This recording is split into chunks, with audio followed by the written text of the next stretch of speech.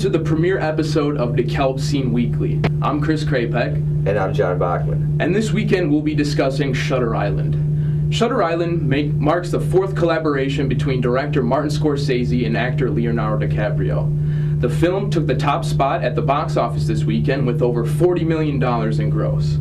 Shutter Island tells the tale of two U.S. Marshals who are summoned to a mental hospital after a patient escapes.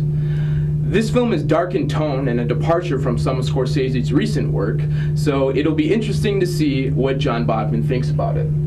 I thought this was, as far as the Scorsese film goes, this was really a good film. There was a great, psychological thriller. It's very different from other films that he's done, like Raging Bull, biopic, and then being, his mobster movies like Casino and Goodfellas. It was, overall, it was just one of those movies that's going to keep you on the edge of your seat. With that being said, I think that it's not the best film Scorsese's done. There was some flaws in it that make it a little bit weaker than his other films, but all in all, it's still, good film. I would agree. I mean, it is a great film. It's one of the best of the year so far. It's one of the best of the last few years.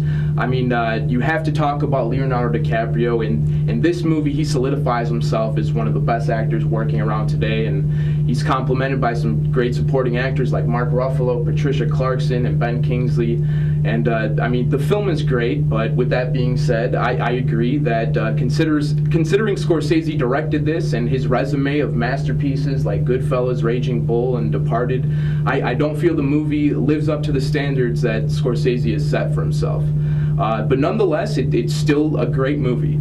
So, John, what are your final thoughts on the film? Should people go see this? I definitely think so. People should go see this. This is a film that people are going to be talking about. It'll, keep you thinking about, the cool twist ending. It'll keep you, thinking about that. Yeah, definitely go see this at the Carmike.